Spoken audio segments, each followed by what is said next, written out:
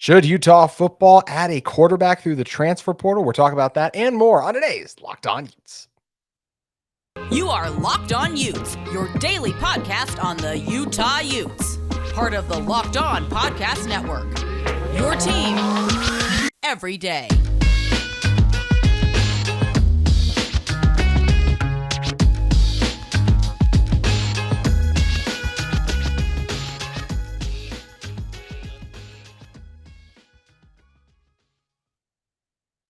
Hello, everyone, and thank you for making Locked On Utes your first listen every single day. We're available on all platforms, including YouTube and wherever you get your podcasts. My name is JT Wistrcill, former intern inside the University of Utah Athletic Department. And on today's show, we're going to be talking all things transfer portal. In the second segment, we're going to dive into kind of the skill position players, that why Utah has been looking so heavily at multiple players to add through the portal. But first, we're going to start with the guys who get them the ball and talk about if Utah should add a quarterback through the transfer portal. And in order to help me do that, it's ESPN 700's in front of the show, Porter Larsen. And Porter, honestly, with should Utah add a quarterback to the transfer portal, I think as alluring as it may be, for some people, I don't think they should. I feel good about the three guys you have in the room. I still don't understand completely why so much of the fan base has turned on Bryson Barnes, because I guess he didn't. And look, he didn't play well against Penn State, but like once again, like I didn't see anyone else playing great out there either. I just feel like we know what Bryson is. He's a very good backup quarterback. If you had told me going into that game, Bryson is going to be starting against Penn State, I would have been like, oh yeah, we're not going to beat Penn State, because Bryson is our backup quarterback. And I feel like he is a very good backup quarterback. What he did against Pullman last year was exactly what this team needed. And if you don't like Bryson, if you're Utah football, you got two other guys, and a Nate Johnson, who had some young, exciting upside, and then Brandon Rose, who at least in spring ball looked like the best of the bunch. So I feel like Utah's good personally. Yeah, no, I mean, I think the quarterback room specifically is in a good position, right? Obviously, the health of Cam Rising is the main variable there. If he's good to go, if he's your starter, no questions asked, right? And then you need a backup, and I do think that Bryson is a serviceable player there, and we've seen that he's able to come in and at least run the offense, right? He doesn't give you the upside that a top flight Division I quarterback gives you, but he knows the offense well. He's a good athlete. He doesn't make terrible decisions. You don't want him necessarily running your team for extended time or weeks, but he can come in and be serviceable. But I don't think he's going to be number 2 in the depth chart, right? Yeah. I think you're going to get one of those guys in Nate and Brandon to jump him in the depth chart, and that's what we'll see in fall. And yeah, I think those are two young players who you can give reps. You're comfortable with throwing in there in certain situations, but you don't need insurance in the quarterback room. I don't think. I think you've got guys that you're comfortable with, at least in certain situations, right? Now, if Cam goes down, I mean, what do you want? Another starter caliber transfer? Good luck getting that right now. I think if you're going to hit the portal, you're best served getting help elsewhere. Outside, Micah Pittman, obviously joining the Utes earlier this week. I think some more help is coming on the outside for the Utes as far as receiver goes. I'll push you to pay attention there in the coming days and weeks. But you know, there's also maybe some defensive positions that could use a little bit of bolstering. I think they're really good from the first line in, but maybe some depth along the defense. I don't really see the value in getting a quarterback now unless a really attractive name that you like comes up, because I think you're solid there. And you know, the stuff with Bryson, it's probably just, you know, he's not going to be the next guy after Cam Rising. He's not going to be your starter, because we know what his ceiling is, but that doesn't mean he can't come in and be a serviceable player if the Utes do need him, even as a third string guy. I think they're safe in that department. It would have to be kind of a perfect fit, perfect name, and a guy who wants to come here. I don't think the Utes are necessarily going to go out and really do too much effort in that regard. It's going to be energy spent elsewhere in the portal. Adding a quarterback is so much different than the other positions. Because for receiver example, you can have 3 receivers on the field. up to 5 can sometimes play for a team in a single game. Utah's a little different where it's usually just 3 or 4 because they run so many 2 tight end sets, but that's where so many guys can come in and be like, "Oh, I could compete and win one of the starting spots." Even at tight end, it's like, well, I know that Keithy's obviously your number 1, but like maybe I could get in there and beat out Yasmin some. And I do think Yasmin's really good, but I think some of these guys who are coming in, maybe they're like, "Okay, I see a way to compete and become the second tight end." There's not that for quarterback. At some point in this season, Cam Rising's going to be healthy. We expect it to be, hopefully it's the first game. We expect it to be early on, if not, and you're not going to unseat Cam, a guy who's taken his team to back-to-back Pac-12 championships. And what's the reason all the quarterbacks and players in general enter the portal? It's because they want to start, they want to play, they want to go somewhere else. I mean, I pulled up the top transfer quarterbacks. I pulled up a huge list of them early. You have to go all the way down to, this is On3's rankings. The 38th player in their ranking is the one who's currently available. He's a 3-star transferring from South Carolina, and he's not committed. And even after him, the next guy is a TJ Finley and like a TJ McCone. And a guy in TJ Finley, I think, is interesting just in the standpoint of, oh, it's a big name. He's played in some other games, but man, the one thing TJ Finley does is he turns the ball over. So he's not exactly a Kyle Whittingham guy when I hear the name TJ Finley. And I don't think he's interested in coming in and being a backup to Cam anyways. As I said, I think he'd rather go play somewhere, having gotten that playing experience someone else. So it just doesn't seem like there's that many good candidates out there either, Porter. Yeah, I mean, in the portal, there's got to be value for you to dive in, right? And Mhm. there's just not the fit there for quarterback right now for Utah. So, unless there's a guy that you think of as a future piece, I don't really see the reason to jump into the portal for the quarterback. It's going to be Cam Rising, and Yep. he's barring any re-injury or setback, he's going to be ready for Florida opening day. Yeah. Um, and then it's going to be one of Brandon Rose or Nate Johnson. I think it's going to be Brandon Rose as the I backup. agree. That being said, they're going to use Nate Johnson in other ways, even though he may be number 3 or 4, depending on how it goes with Bryson on the QB depth chart. He's going to be used in other ways. I'm almost certain that Andy Ludwig's going to find a way to get Nate Johnson on the field, whether he's taking direct snaps or catching the ball or getting a Yeah. hand. Like, he's going to be doing stuff with the ball in his hands, whether he's listed as QB 2, 3, 4, whatever it may be. They're going to find a way to get him involved. And then insurance, you got Bryson Barnes, who we've seen go out there and win a Pac-12 game before. So I think they're safe in that department. And yeah, we'll look elsewhere for the portal stuff.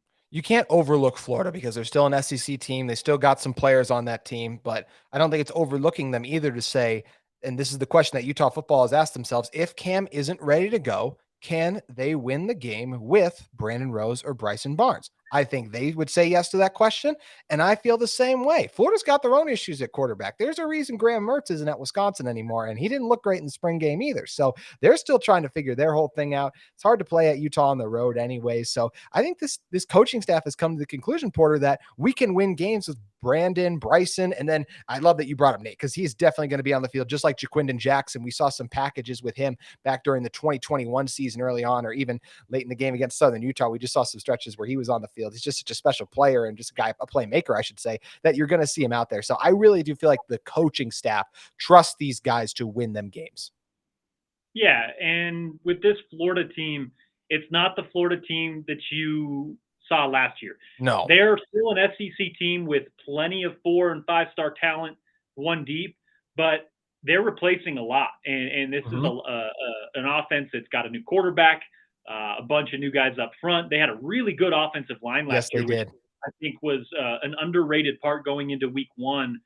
They're replacing a bunch of those dudes. So this is a Florida team who's not going to be as prepared, as tuned in week 1 as they were last year. And so, yeah, I do think that Utah, if they had to trot out a different quarterback week 1, would be able to. But I talk with Cam regularly. I talk with his camp regularly. Recovery's gone really well. Surgery went really well. There's been no hangups as of yet. And I think he's going to be ready, not to speak for Cam. I'd never do that. But I think with how the timetable's going, not only will he be ready for kickoff, but he's going to be ready for a good portion of the camp. So I think he's going to get reps before week 1 and will be able to at least run with this offense and maybe get some chemistry with some of his new weapons. That would be absolutely crucial, especially if we talk about a guy like Pittman, and we've just seen once Cam kind of builds the rapport with those guys, how things can really take off with there. We know how close he was with Dalton, saw the season he had too, so it's going to be exciting, and that's great to hear if Cam is progressing and doing well and all that, that he would be in that position. So it's going to be something that's fun and exciting and interesting to see when fall camp rolls around. And as we said, look, Mike Pittman came in. Utah's looking at some other players in the portal. Why do they want to add more talent on the outside? That's the question we're going to be answering in the next segment. But first, I want to talk to you guys about our friends at Built Bars. Looking for a delicious snack, but don't want all the sugar and calories? Then you need the best tasting protein bar ever. And I'm talking about Built Bars. If you're like me and want to make healthier snack choices, but you don't want to compromise taste, then I've got just the thing for you. Built, you got to try this. Built Bars are healthy and taste amazing. Seriously, they taste so amazing. You won't think they're good for you, but you got to try this. What makes Built Bars so good? Well, for starters, they're covered in 100% real chocolate. That's right, real chocolate. They come in great flavors like churro, peanut butter brownie, and cookies and cream. I'm not sure how Built does it. These bars taste like a candy bar while maintaining amazing macros. And what's even better is they're healthy, only 130 calories and 4 grams of sugar with a whopping 17 grams of protein. And now you don't need to wait to get your box. You can head over to your local Smith's or Sam's Club, but if you would like, you can still head over to built.com too. So lots of ways to get in on a healthy and delicious snack in Built Bars. Smith's, Sam's Club, or built.com, all suppliers of Built Bars. Alrighty, Porter. Looking at why this Utah team is looking to add so much talent on the outside, because you look at it and you're like, you lost Dalton Kincaid, but you have an obvious Dalton Kincaid replacement there. You have Devon Vele, who's coming back. You have Money Parks, who really broke out late in the season. And you have a really quality second tight end in Thomas Yasmin. So I think some people would look at it like, well, why is this team looking at talent on the outside? Because you look at it and they have 4 very good pass catchers that you trust. And I think the truth is just that you can always try to get better. And when you're ranking this Utah team's pass catching options, it's not amongst the top of the top in the Pac-12. Like, yes, Brant Keithy and Devon Vele are among the best guys like that. But where does Money Parks rank amongst the 2 receivers? That's where I think Money could have a big year, but it's not a guarantee that he's going to have this awesome year. That's where I think it makes sense to always try to get better and bring in more talented players. And the other thing you can't account for is injuries. Like last year, Brant Keithy getting hurt. Like also in other years, we've seen some other guys get hurt on the outside, and it really hampers this team. That's why I think it's good that they are looking to bring in so much talent, and especially with the Pac-12 this year, Porter, there are so many great quarterbacks in this conferences. I think there's going to be a lot of high scoring game, and this Utah offense is going to have to be a little bit more explosive if they want to win some of those games up in Pullman, going out to the Coliseum in USC. I think you got to be more explosive, and the way to do that is to have lots of talented guys on the outside or in the slot. Yeah, well, you mentioned it. There's 3 reasons that even though I do think the Utes are confident with the weapons they have in Devon and Brant and Yasmin and go on. Yeah, you do have to replace Dalton Kincaid, but there's 3 reasons that you still want to get more talent. Number one, you can never be too deep, right? Exactly. Injuries happen. The course of the Pac-12 season is tough on teams, on bodies, and especially skill position players, right? It's tough to get through that type of season without some sort of hamstring or non-contact injury. So you always want to get more deep, but also Andy Ludwig likes to employ a lot of different looks. So even if you have a guy like Brant Keithy, even if you have a guy on the outside like Devon Vele, Andy Ludwig's still going to try to get the ball into 6, 7, 8, 9 different playmakers' hands every game. As far as offensive coordinators go, he spreads the wealth as much as the top 5 coordinators in the country. So sometimes you use those Vele's, Brant Keithys, as decoys to get the ball into the hands of Money Parks, Micah Pittman. So yeah, you look at your offensive coordinator, you look how he uses weapons. You want a lot of guys out there so you can use different formations, use different looks to hide stuff on film from other teams. That's something that Utah wants to do. So they want a lot of different options, both on the outside and at the tight end position. We've seen that in how they recruit over the course of the last 5 to 10 years since they've kind of taken on this identity. And the third reason is one you mentioned. The Pac-12 is just getting better as far as offense goes, as far as scoring goes, and explosive teams, and just the style of play, right? You're going to have to, even if you have a really good defense, the pace of play is such that you're going to have to defend more possessions. You're going to have to defend more plays as a defense over the course of a game. And that's hard. You're going to have to put up more points on the other end just as a result of the pace of play, regardless of if you have a top 10, top 20 defense. So to keep up with the flow of the game and keep up with the evolution of football, you got to have guys out there and you got to have guys available. And that's another reason, yeah, you look to the outside as a place where this portal help is coming.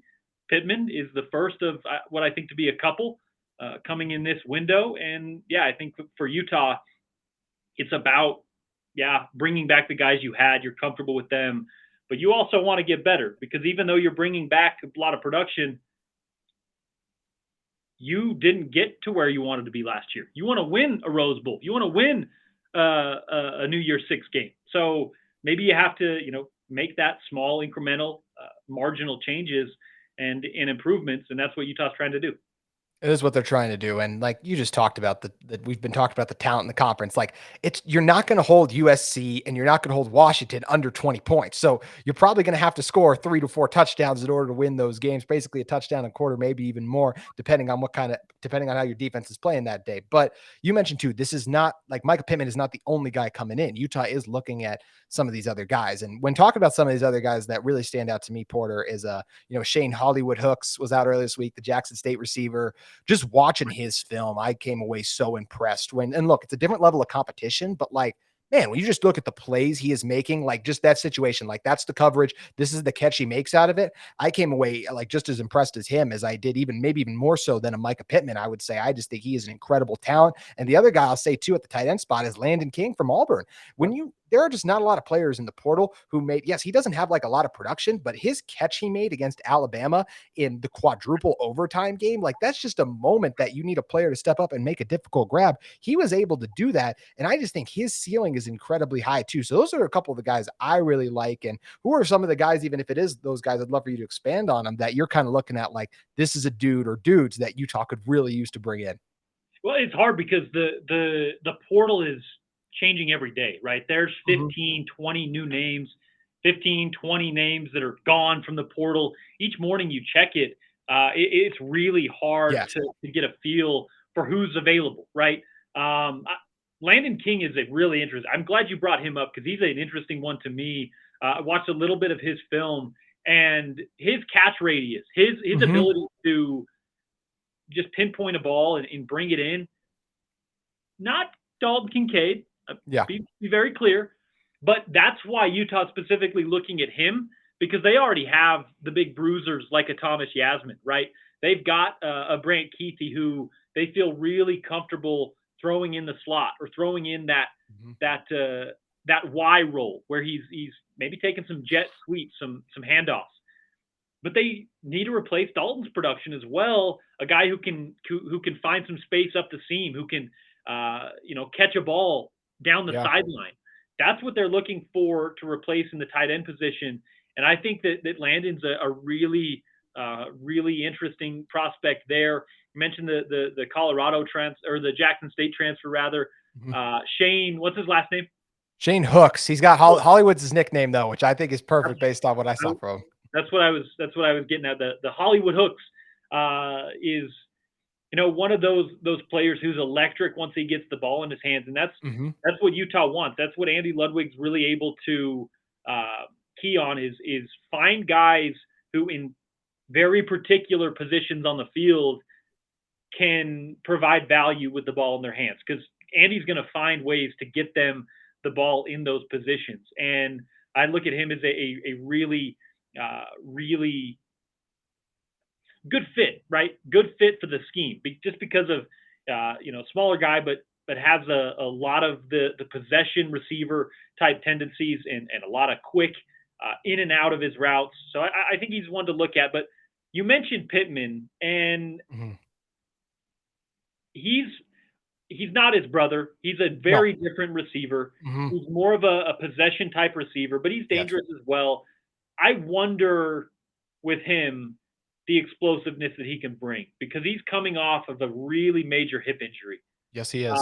And I think that's something that, you can be optimistic. You can be really excited about him, but that's one where I'm not sure I'd be entirely stoked for on week 1, week 2, week 3. Yes.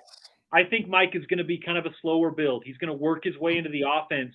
And then what you're hoping for is for him to be there for the Pac-12 stretch. Now, Yep. that could be wrong because he could come in and as long as he's healthy, he's got a long history with Cam Rising. He was just on the station with us on with Bill. So yeah, when this podcast is up, I'm sure that interview will be up. You guys can go to the website and listen. He's known Cam Rising since they were in Pop Warner. So there's a chemistry there where those two have been not playing together, but they've known each other for a long time. They've thrown together for a long time. They've gotten together in the off seasons and had a rapport. And that's an underrated aspect of quarterback receiver play, right? Cam and Dalton had a relationship before and worked with that. And you saw that relay onto the field. If there can be something similar there, it doesn't matter if Micah can bring the explosiveness that we saw at Florida State or Oregon. He can be that possession receiver, that third, fourth down insurance guy that Dalton Kincaid was, and that's huge. That is huge to replace if you're Utah. But like I said, I don't think you're going to see that as much early on in the season. Mm-hmm. I think that's a piece that you should look on to build as the Pac-12, the conference season goes along, and the longer the season goes on, I think the more you should expect from Pittman. But as far as the portal right now, JT goes, we got to dive in more to the names that are available because it's just so hard to keep track of, right?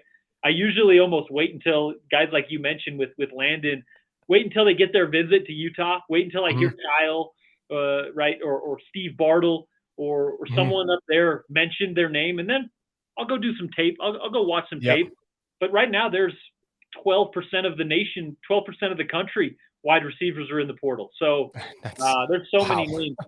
I'll let Kyle, I'll let Coach Alvis Whitted sort through those guys and then report back when they sign on the dotted line.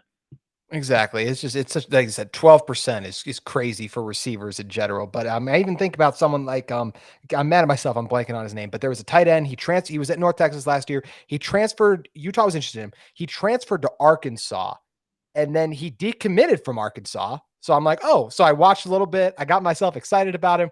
And he just recommitted back to Arkansas like 2 days after re-entering the portal. Like, this is the world of college football we live in. It's crazy. It's going to be interesting to track and see how it all plays out. But as you mentioned, Porter, you trust Coach Whitted, you trust Coach Witt, the staff and the different people they're going to bring in. So I'm very excited and interesting to see how it's all going to look come the Florida game on August 31st. It's going to be a lot of fun. And Porter, if people want more Utah football talk, where should they head over and listen to?